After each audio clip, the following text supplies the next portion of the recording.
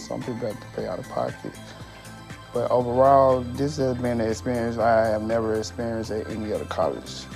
We are making strategic investments across our campuses to ensure our facilities reflect the quality and care our students deserve.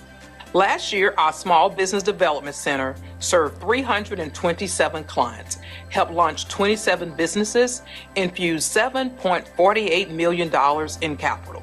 Services helped create 85 jobs.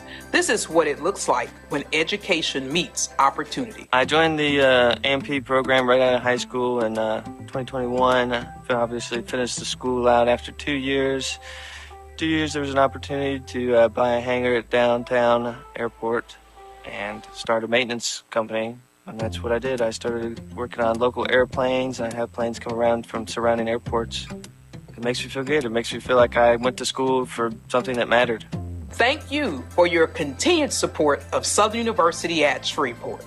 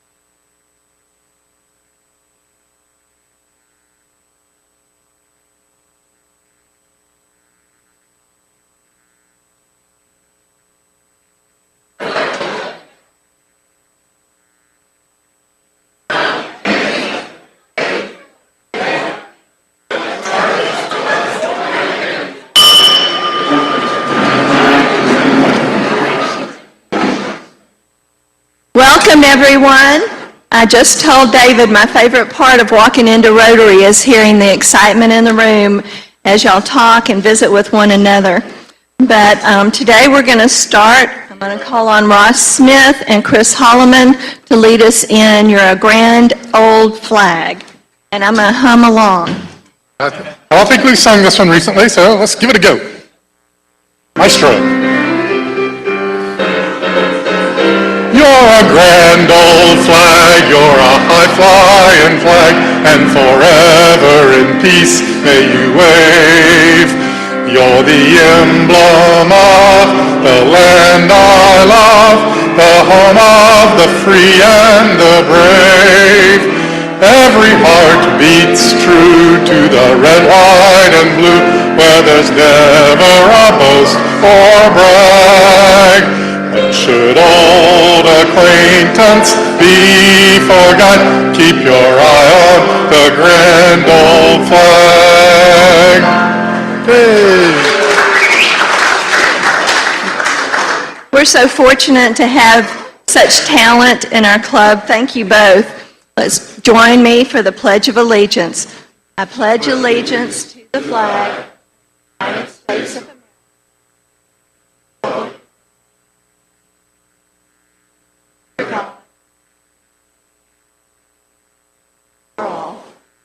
And now Larry Clark will lead us in an invocation. Thank you. Good afternoon. Let us pray.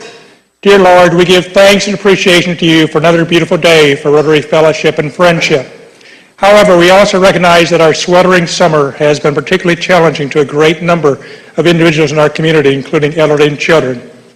As such, we're grateful for the highly impactful nonprofit organizations in Shreveport-Bossier, many led by dedicated, selfless leaders in this room that are providing extra concern, caring, and support to those less fortunate. It also reminds us as Rotarians to consider what each of us might do, focusing upon service above self, to join in helping fellow community members in need. Amen. And if you have a guest, if you'll please step to the mic as Brad comes up to welcome our guests.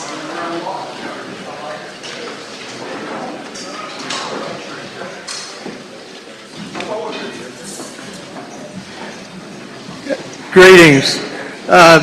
Larry, I believe you have a complete stranger to introduce. I do. Former executive director and my daughter, Leah Novinsky Smith, excuse me.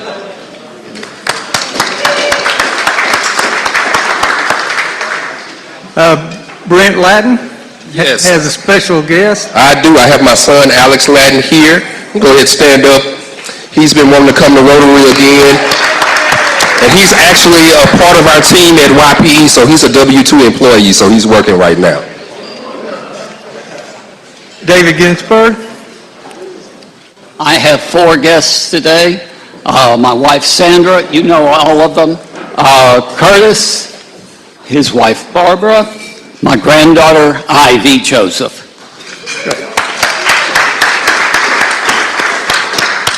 And Laura Gaucher has a special guest. She's at the desk over there. Okay. I believe she has Evelyn with her.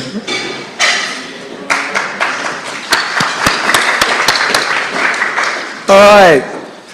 To all our visitors, we welcome you and we hope you'll come back and see us in the future.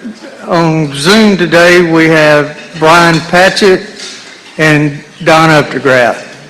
Thank y'all. Thank you, Brad. And today, our member spotlight, and you might know because there was a little teaser. Anybody watch the teaser on the video? Our member spotlight today is Aubrey Gant. I don't see her, however. She's coming in now, just in the nick of time. It's my pleasure to spotlight one of our distinguished Rotary members, Dr. Aubrey Gant, Chancellor of Southern University at Shreveport, and the institution's first female chancellor. She's a proud Shreveport native and SESLA alumni, and her professional journey is a remarkable example of leadership, perseverance, and service. With more than 25 years' experience in higher ed, she has held leadership roles spanning student affairs, enrollment management, academic outreach, and behavioral health services. Her career has included influential positions at Scottsdale Community College in Arizona, Tarrant County College in Texas, and multiple leadership roles at Southern University in Shreveport. As Chancellor, Dr. Gant launched the Reimagine SESLA initiative, advancing a vision of academic excellence, workforce development, community engagement, and student success. And I can tell you she's being actively recruited, so we need to do everything we can to keep her here. What makes her such an outstanding Rotarian is her unwavering commitment to service above self. She's a collaborative leader, a passionate advocate for education, a mentor to others, and someone who consistently works to strengthen both her institution and her community. Guided by faith, integrity, and a servant's heart, she exemplifies the values that we all hold so dear. She grew up in Shreveport, and she remembers the sense of family in her community and the outstanding educators at Caddo Parish Schools who mentored her. She returned to our area to give back to her community by bringing her knowledge that she gained in higher education to our city, state, and region. When she's not leading Southern, which really is a full-time job plus, she enjoys watching old movies, roller skating, bowling, and spending time with her family. Please join me in thanking her for being a member of our club.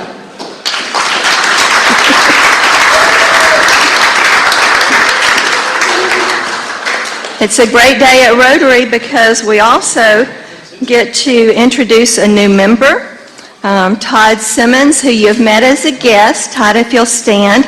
He is the newly appointed Executive Director of the Shreveport Symphony, with more than 3 decades of demonstrated artistic leadership, executive management, and audience connection.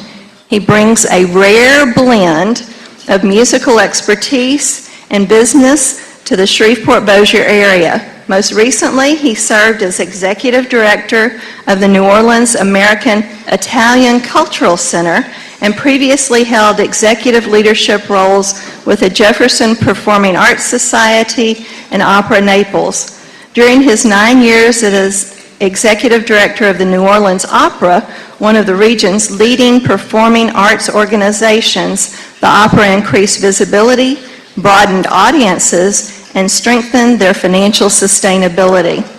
At the core of his leadership philosophy is the belief that arts organizations thrive when they are fully embedded in the community they serve.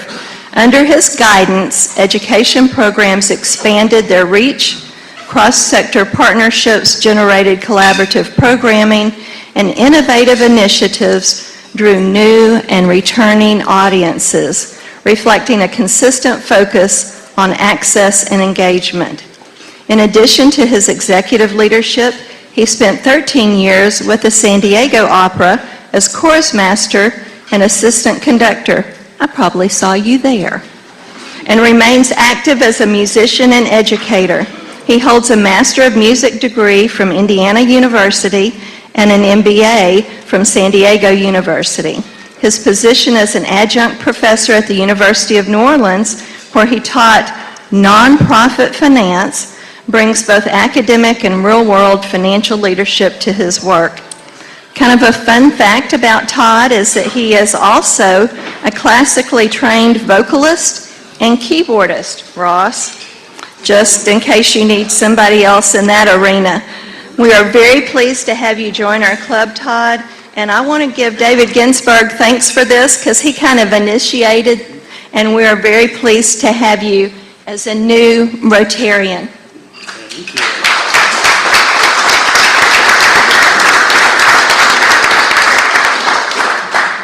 Now I'd like to call up Lawrence.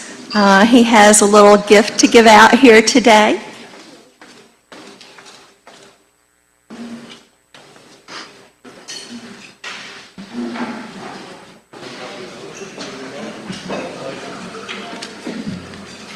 Leanne shows up at a guest and I put her to work. So I'd like Tom Jackson to come up, please. Tom is receiving his Paul Harris Fellowship today. Tom joined, about 6 months ago, something like that, a while ago, and he was sponsored by David Branis. He is the head men's basketball coach at Byrd High School, Go Jackets, and a long-time Shreveporter, having lived here all his life. And he became a Paul Harris Fellow when he took advantage of the matching program this spring and got his certificate in. So I want to present to you your pin as a Paul Harris Fellow, and then also your certificate, suitable for hanging as a new Paul Harris Fellow. Thank you for your contributions to the foundation, and we look forward to leveling you up many times between now and the future. And we'll get her to take a picture. Thanks, Paul. Congratulations. You want to call him up? And next up, we have David Ginsburg.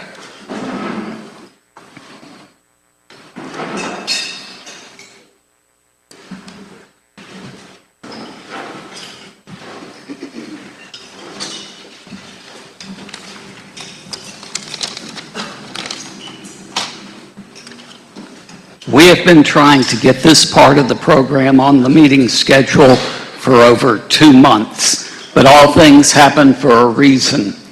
This month starts my 16th year as a member of Rotary Club of Shreveport, and what better way to kick it off than to give Paul Harris Fellowships to 2 of my favorite people.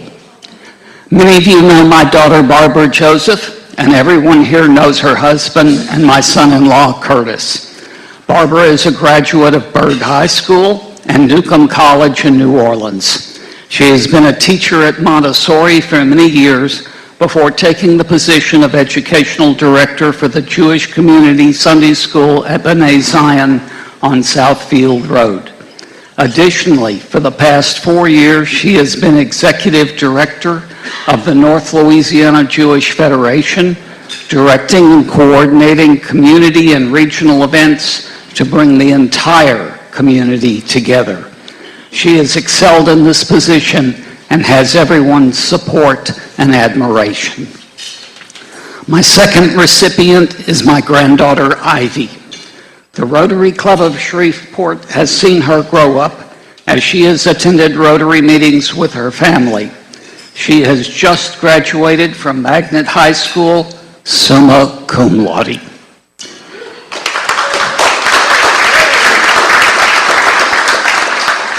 She was on the swim team and orchestra, as well as chairs with the Louisiana State High School Orchestra and the Centenary Youth Orchestra. She is a National Merit finalist with 4 years of straight A's. In less than 3 weeks, she leaves to start college at Washington and Lee University in Lexington, Virginia, following in Curtis's footsteps. She will be on a full scholarship. And now it is my pleasure to present you with your Paul Harris pins. Barbara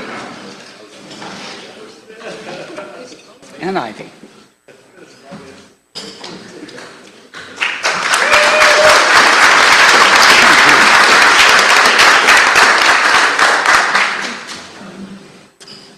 And next up, a surprise presentation. David, stay right here. Sandra, please come up.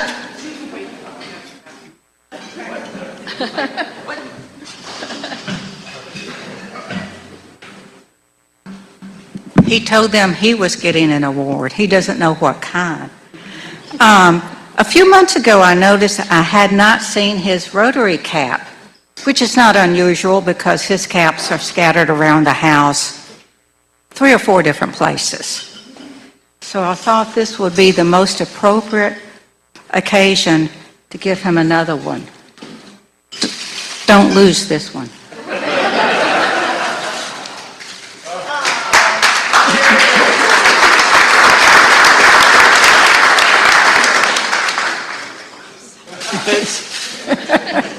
Thank you.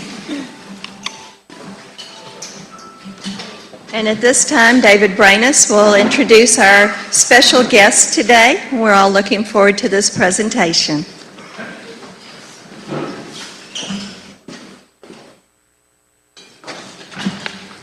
All right, hey, how are you doing, everybody? A long time no see.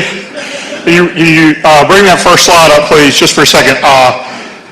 First, I want to say how proud I am to introduce Sharon Banyan. Sharon started with us and our family, and her family is, she is family. She's been to Shreveport 4 times. This is her 4th visit, and stayed with us many, many times. This time, unfortunately, she was scheduled to initially, and then we have all 3 kids in the house for a short time, and it was impossible to make room for she and her 3 kids now.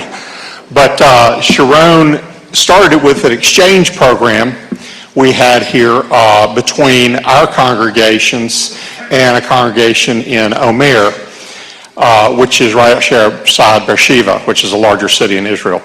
And we would send our kids there, their kids back, in exchange for many years. Sharon came with it. Put that slide up real quick, that first one. I'm just going to go to you. So on the far left, that's Yara. Yara is now a doctor in Israel. The boy next to her is Jonathan. That's Sharon's twin brother. The boy to the right of that, of Sharon, Sharon's in the middle there. The other one is Yareen. That's her other brother. Both of those boys are now engineers. And the last boy is Ophir. And of course, there's my son when he was 7. That was their first trip here. And there's many more. We'll step through here for a second. I just want to show some. And these are the boys with 2 of my kids right here. It's Jonathan, Yareen, Ophir, and of course Arden, Avery, and myself. Then step forward. This isn't working very well, Matt. This is Sharon and Arden again, and Yara. Step There's Sharon and showing you in your youth. This is 17 years ago. I just want to show everybody this and our connection with her family. It's been fantastic. And then Arden Step. Next, please. And then here are her three little girls in our playroom playing air hockey, which they love, with our middle daughter, or Avery. I've got the wrong daughter. Next, Matt. And this is dinner last night. We've been fortunate enough to have dinner with them all but one night. It's fantastic having them here. They are our family in Israel. Step. Another picture. Keep going. This I wanted to bring up because this kind of folds into her program and something that I wanted to talk about. These two boys, or two other boys we had in our house along with some other kids through the years that are from Israel. And these kids would come here and visit us in the exchange program prior to their enlistment in the IDF, which everybody knows is compulsory. So these boys came. The boy on the left is Jonathan Sabatani. The one on the right is Nir Forti. And the reason I show you these two guys, especially Nir on the right, next slide, please. And there is Nir grown up with his mom. This is around 2022. Next slide, please. And this is Nir and his girlfriend, Shai. He's a great guy. Next slide, please. There's Shai. And final slide, please. And there they are together, Nir and Shai. They were at the Nova Music Festival on October 7th in 2023. And they were both killed. So when we say we live in a small world, we do. I'm a firm believer in the 6 degrees of separation. And now, you know me, and I knew Nir. And we lost him. There was a lot of people that we lost. This whole conflict is horrible on both sides. But this is my family's connection. And I just wanted you to know that we've been very close with these kids throughout the years. And it's very saddening what's going on over there. But Sharon is going to speak on that. You can close my slides, Matt. But to talk about Sharon on a more lighter note, Sharon is currently the CEO of the International Association of Jewish Lawyers and Jurists. She has over 15 years' experience in international law and public policy and strategic advocacy. In addition to her leadership in strategic advocacy, Sharon brings a robust legal background rooted in international law, human rights, and public service. She served as an attorney of the Office of the Deputy Attorney General in International Law at Israel's Ministry of Justice, where she provided legal counsel and on international trade, data protection, and treaty negotiations. Sharon has also contributed to global legal education as a research and teaching assistant at Reichman University with a focus on international law and security. Her work with the International Committee of the Red Cross and IHL in Action projects further reflection on her commitment to the application and dissemination of international human law. She holds a law and government degree with honors and a MA in law, technology, and business innovation, cum laude from Reichman University. She also served as a captain in the IDF for, was it 3 years, Sharon, or 2? 5 years. Oh, 5 years, okay. It's a little different, service is compulsory, and Sharon can go into this further. Women are required 2 years, men are required 3. You can choose more to do that, but men are also required to stay in the reserves until they're, 55? 55. And I once heard somebody, an older gentleman in Israel, tell me that when they get a mailing from the IDF when they reach 55, and it opens up and it says, your service with the IDF reserve is no longer required, and they call it the male menopause in Israel when they're released. So with that, please welcome a very educated, very esteemed person and dear friend and family member, Sharon Banyan.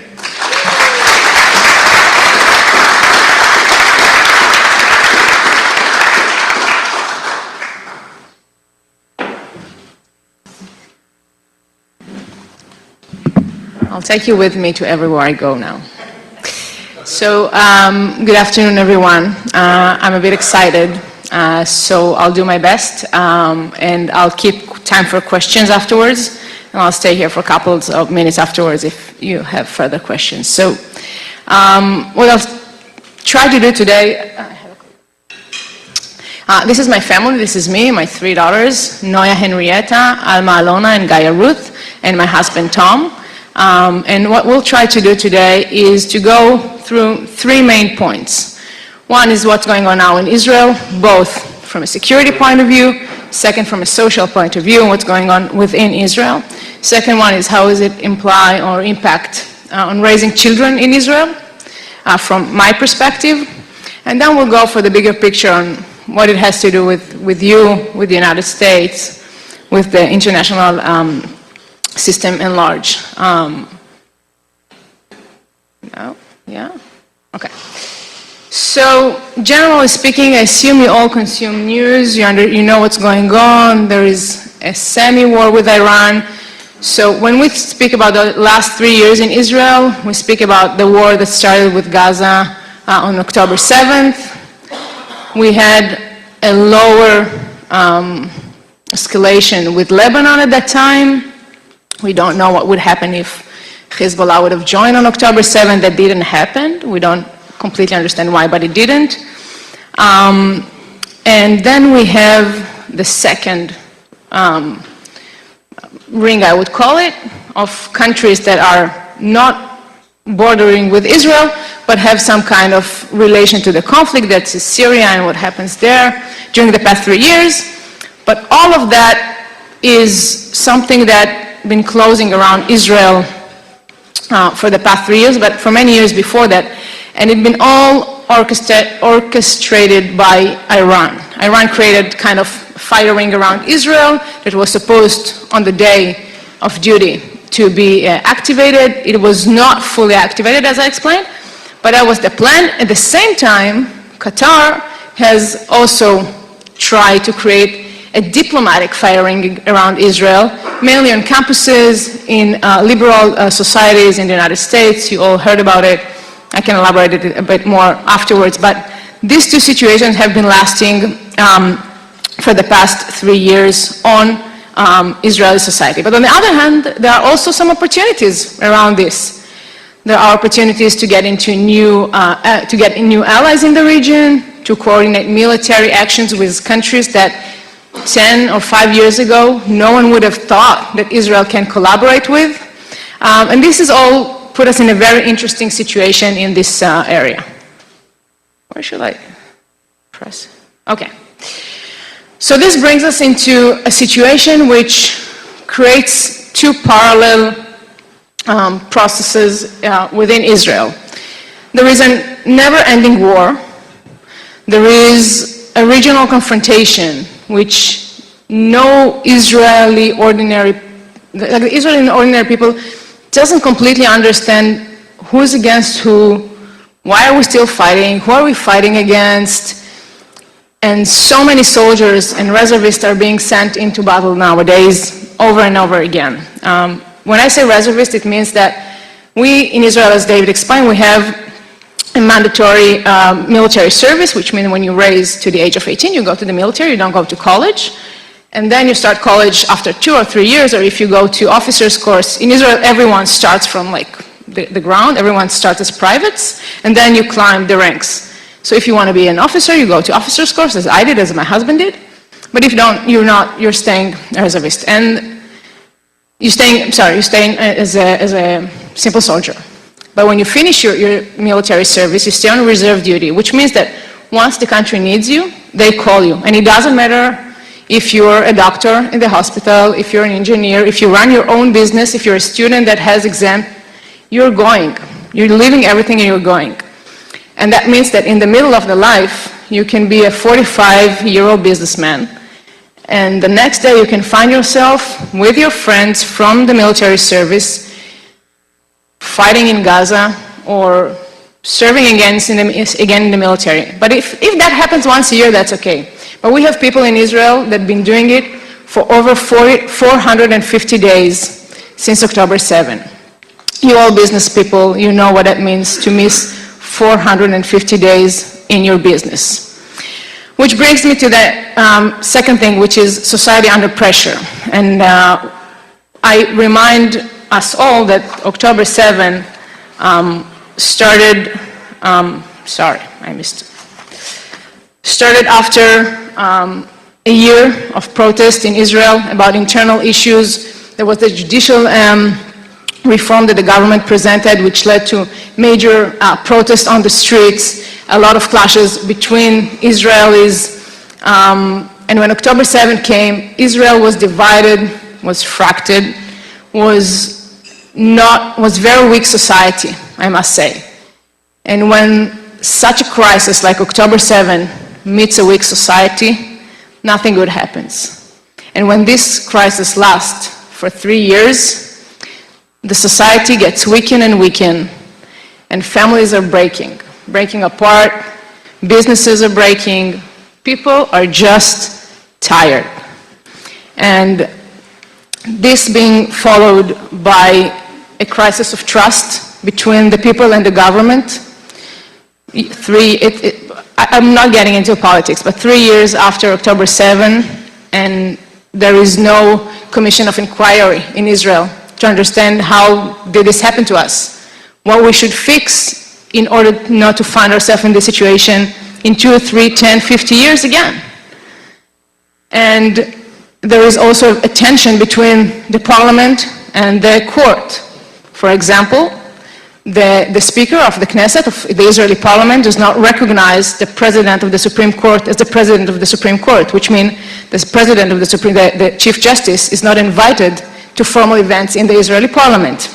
So in this environment, this crisis of trust is also another component within the reality of Israelis nowadays.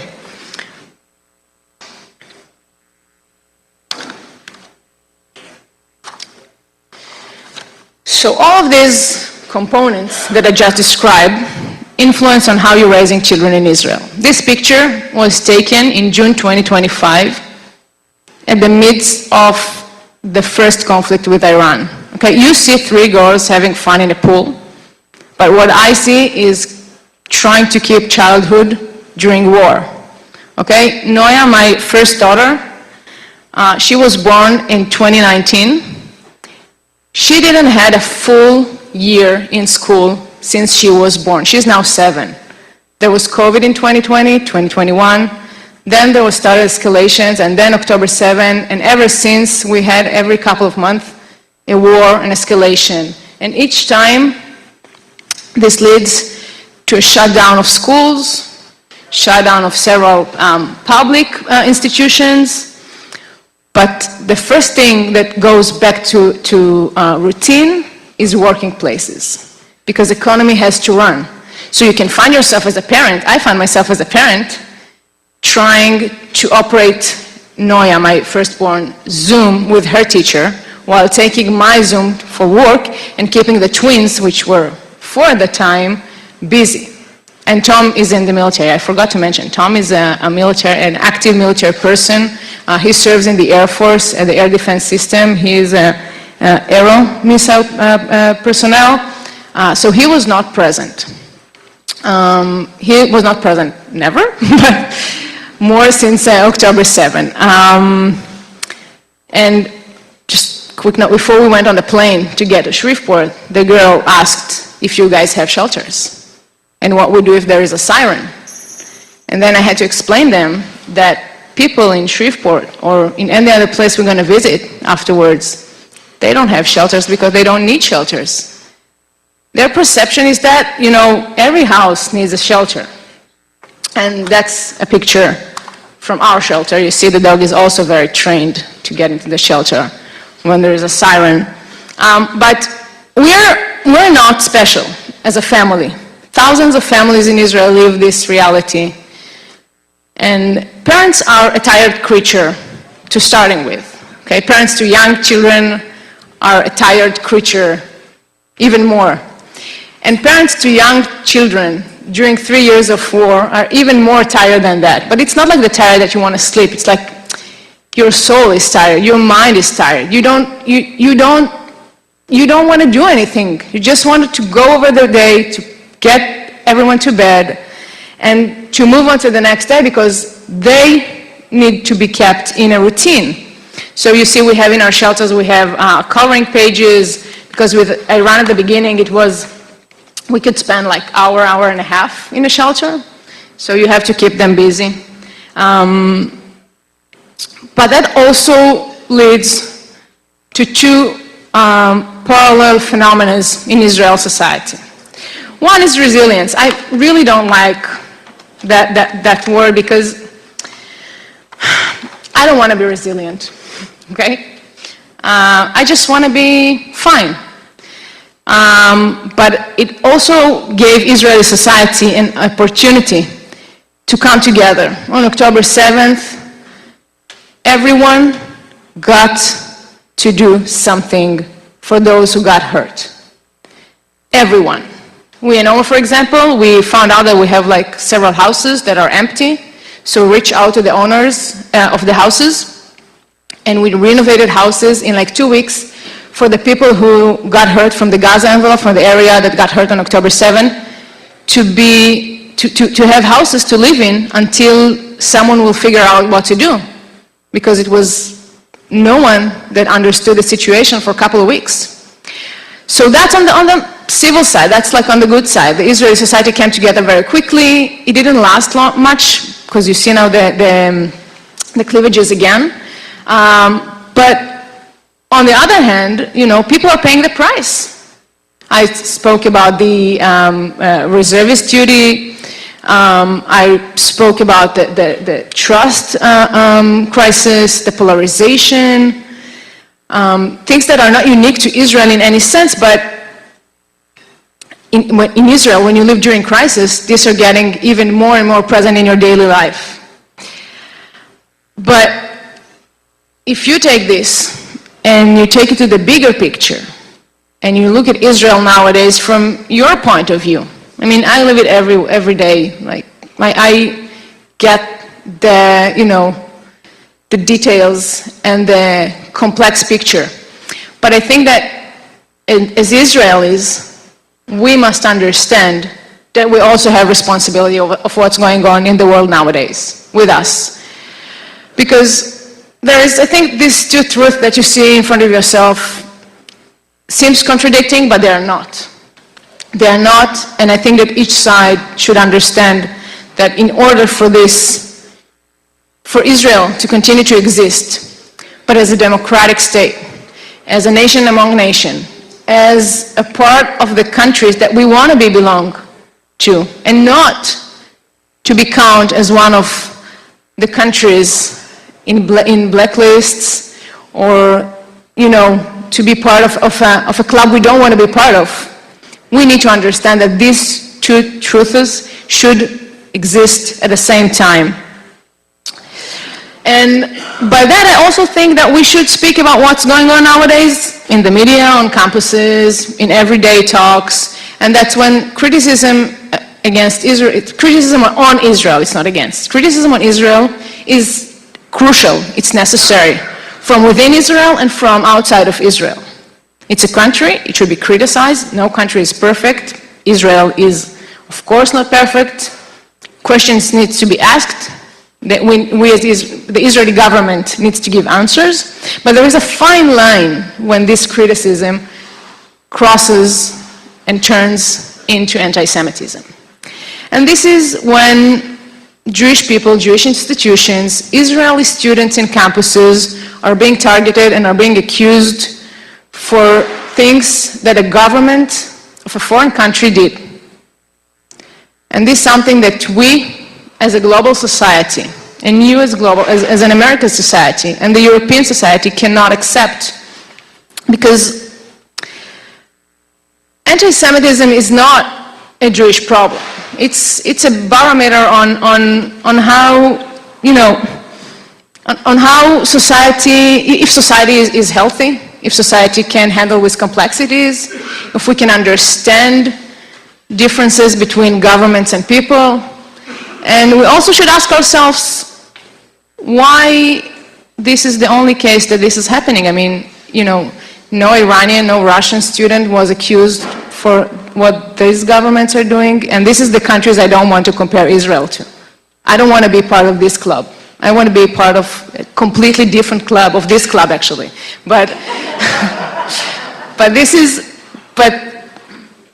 is just wrong for a society to behave like. And in that case, international law was also weaponized, and human rights were weaponized against democratic country, and Israel as an example for that. I mean, at the Human Rights Council of the UN, I don't know how many of you know, there are 10 items that are being discussed every session. There are 3 sessions every year, and there are 10 sessions. There is item called item 7. Item 7 is dedicated to Israel, okay? And that's it. All the other 9 are about thematic items like education, health system, elderly people, women's rights. But there is only one that is dedicated to a country. And this is wrong not because it is turned against Israel. It's because it consumes resources of Human Rights Council that instead of taking them and taking care of the entire world are dedicated to a specific country. And it goes the same with the ICC and with the ICJ, and I'm saying it again. Israel is not a perfect country.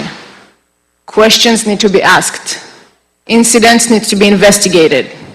People should pay for what they did if they did wrong. But the scale and the time that is invested in a specific country, twisting the whole system, the whole international system, and it hurts those who really need to be protected. And by that, I'm gonna almost finish. I have this one and another slide. I think that for all of us, as people who believe in democracy, people who believe in equality, people who believe in the global system, because I believe in international law, I believe in human rights, I believe in international cooperation. This is why I went to study law. I wanted to practice international law, because I believe that the world needs to have rules. Otherwise, you know, there will be chaos. And if we will let the situation continue where questions are being asked, but the answers are not being questioned, and we take everything as truth, and the source doesn't matter, and we don't check what people lean on when they say things, we are raising a generation of, of stupid people. And stupid people cannot run countries. And it's true to the United States, it's true in Israel, it's true in Germany, in France. And we need to be more involved as a society in what's being said and what we say. And what are the limits that we put for our discussion. And we also need that, for example, campuses, which is a huge problem everywhere, should remain a place where people can exchange opinions and can disagree, but that hatred remains outside the conversation. And that when you apply for, I don't know, a fraternity or a club in your campus, for example, LGBTQ+, and one of the questions is that, are you a Zionist? Because nowadays they replaced the word Jew with Zionist. And now it's a political statement, you can say everything. But we should be very careful for ourselves, not because it hurts Jews, not because it hurts Israel. It's not about Israel, it's about us as a democratic society. And I think that this is an obligation we all should bear. And despite all of this, I'm hopeful. Because I think that, okay, I have children, I have to be optimistic. But I really think that it's always darkest before the sunrise. And I think that from this point, Israeli society will fix, because everything that was ruined by a man, which means it can be fixed by a man. And I thank you very much for your time and for inviting me. And don't be embarrassed to ask any questions. And in Hebrew there is a phrase when you finish the prayer and you say, "Oseh shalom b'mromav, hu yaseh shalom aleinu v'al kol Yisrael v'al kodesh v'tevel." May the God bring peace to us all, and let's say amen. Thank you.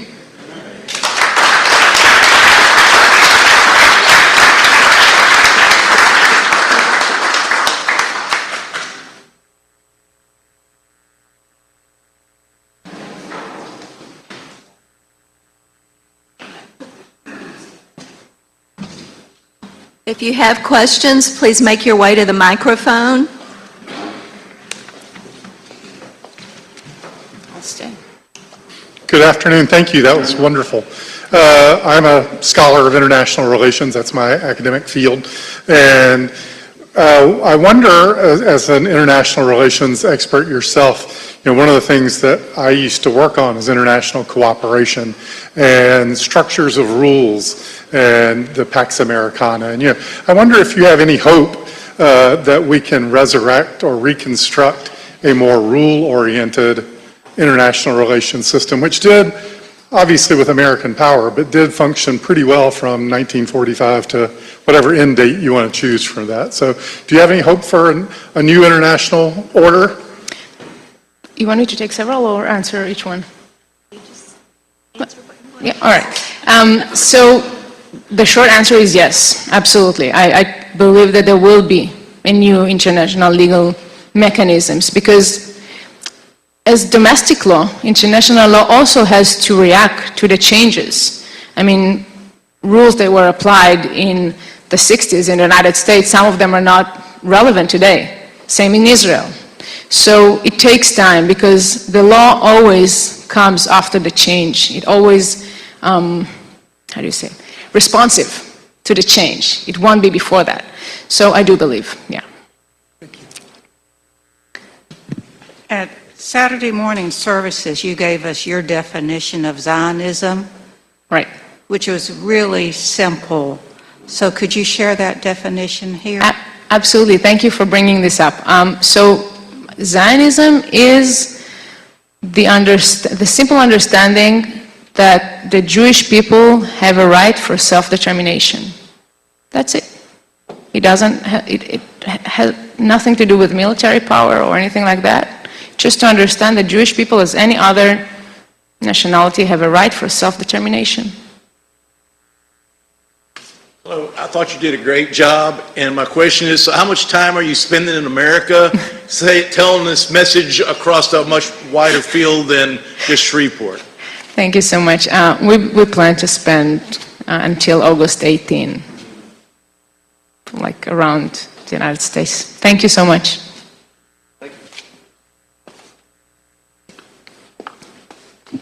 Yeah, thank you for being here today. Can you speak generally about the effect on Israel of the mayor of New York City saying he would arrest Netanyahu if he was to come to New York? Just generally. You know why I love this question? Because I'm a lawyer. And it's as simple as mayors have no authority to apply international arrest warrants against anyone. No mayor, regardless his city. That was my general comment. And I also said that stupid people cannot run countries.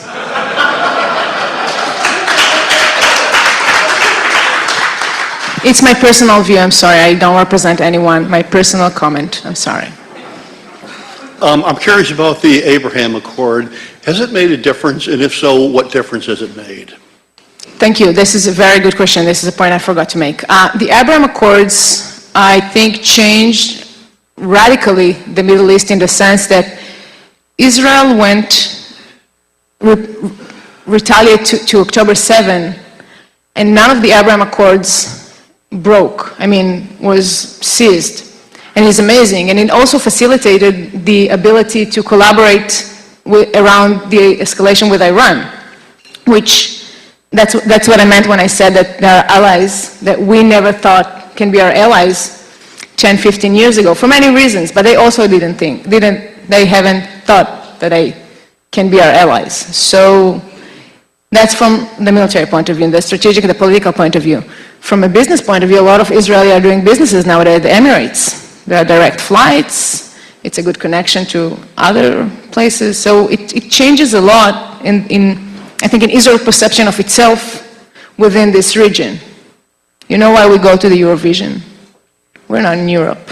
I mean, but we never felt part of this region. Yeah, sorry.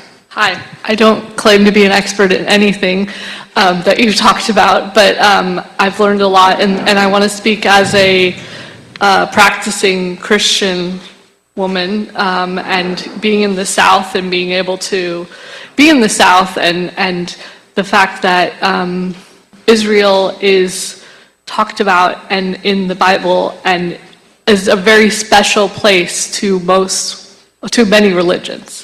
Right, not just Christianity, to Judaism, to Hindu.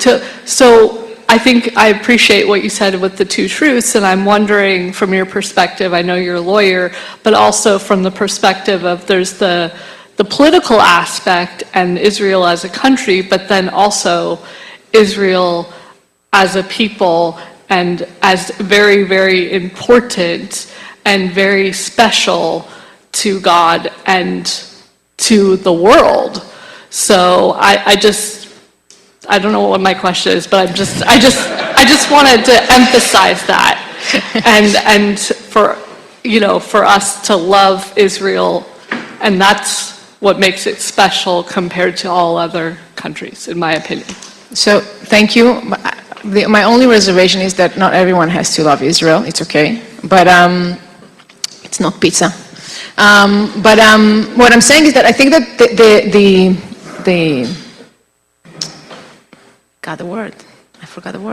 the religious perspective is very important in how people perceive this whole conflict. I mean, it's kind of conflict about land, but the land matters to different religions. Jerusalem is important to different religion, and all of a sudden there is one religion that got, the political authority of this region, and what do we do now? You see what I'm saying? So, but thank you for your comment. Thank you very much for coming and visiting with us today. I'm going back to the Abraham Accord. Some of the countries who seem to be allying with the United States and Israel in this Iranian conflict look like they have made some progress toward getting to a point that they are going to accept Israel can exist. Qatar, UAE, some of those, Saudi Arabia. Do you think that's an economic force, or have they really had a change of heart about these thousands of years of hatred? I think it's a combination of political and economic pressure. I don't think they became Zionists. I do think that, it's been 78 years almost since Israel was established, and I think they get to understand that no one is going anywhere. This is something we Israelis also need to understand. No one is going anywhere. There will not be a complete destruction of Israel. No Palestinian is moving to any third country. Everyone will remain in the same place. So I think change takes time and money. Hey, real quick, you mentioned Eurovision. So in that tone, Israel, playing soccer, was always in the Asian division of soccer, and recently they've moved to the EU. Right. And they've been recognized by the EU as being part of the EU, which is kind of different. You've skipped a lot of countries to get to Israel. Explain that and how that happened. First, Israelis don't know how to stand in a line. That's a problem we all have. But I think that a lot of Arab countries' national teams refuse to play against Israel as a national team. So that's why in basketball, for example, we forever belong to the Eurobasket or the European League, Champion League. So I think that's the reason. We don't have anyone to play with us. I just had a quick comment, I guess a comment of hopefulness. I want to say that we have a wonderful resource here at the B'nai Zion Temple with Rabbi Jana. And I'm Methodist, attend First Methodist, and we invite her to come and teach in our Sunday school class. And First Methodist joined in with the community to host the Day of Remembrance, I guess the Holocaust Remembrance Day. What is the correct? Yeah. Is that correct? January 21st? Yes. Yeah. And they invited members of the community, 11 of us, to light a candle. I was given the honor of lighting a candle on behalf of all of those with disabilities who were murdered. But I think it's very important for our community to remember that, to challenge any type of prejudice against people of Jewish faith, and to never forget. And I would challenge everyone here in the community to call on Rabbi Jana, to invite her to come and speak and to learn from her. Thank you so much for coming today. Thank you. And wait, Sharon. We have this small memento that's a remembrance so that when you leave, you'll continue to think of us. I will never stop. Thank you for being here today. And for patiently answering so many questions. Next week we have Rayanne Groover, who's going to talk about anti-hazing. Very timely. Last night I saw a news segment on the updated Caleb Wilson Hazing Prevention Act, so look forward to hearing from her. Also upcoming on August the 14th, coffee at Rhino's at 7:30 for you morning people. And David, we still have some details coming about the food bank for the third week of this month, so be watching for that. And save the date on your calendar now for August 27th, Silver Star on Uri from 4 to 6. Come and stay as long as you can and enjoy being with other Rotarians. Now we're going to see who has won the Rotary Foundation match. So if you get your tickets out, 5499. 5499. You're going to roll it over. Thank you, David. How appropriate that he should win that. Very appropriate. And then, I didn't see, do we have something from Roseneath over there, Lawrence? Yes. Okay. For ticket number 6507, a yellow ticket. Yay! Very good.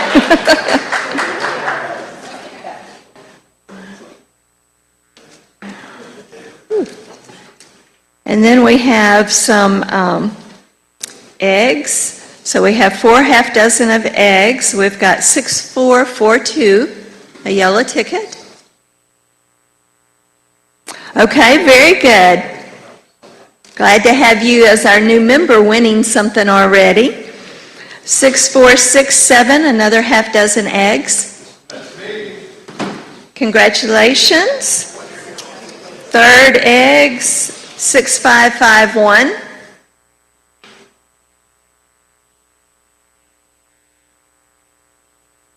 Very good. Glad to have you win something, Charles. 6531, our last half dozen of eggs. 6531, a yellow ticket. Going once, going twice, going home with me. No, just kidding, just kidding. The next one, 5506, a white ticket. Oh, very good, Greg. Okay, so at this point, I want to thank our money taker, James Adam. It's always good to see him when I walk in the door. Our raffle ticket seller, Laura, and her sidekick. I think we sold more tickets today because of that. Our greeter scanner, Cameron King, one of our new members. Very pleased to see him as well. If you'll please stand and join me in the 5-way test.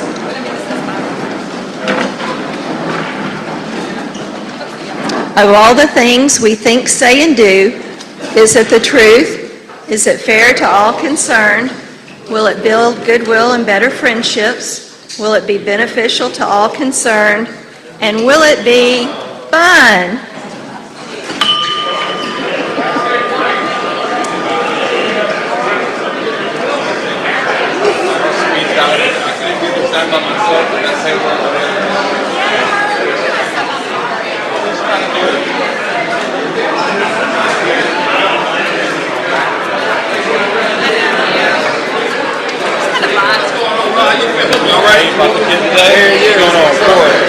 I watch y'all's videos. Oh, you watch them? Yeah.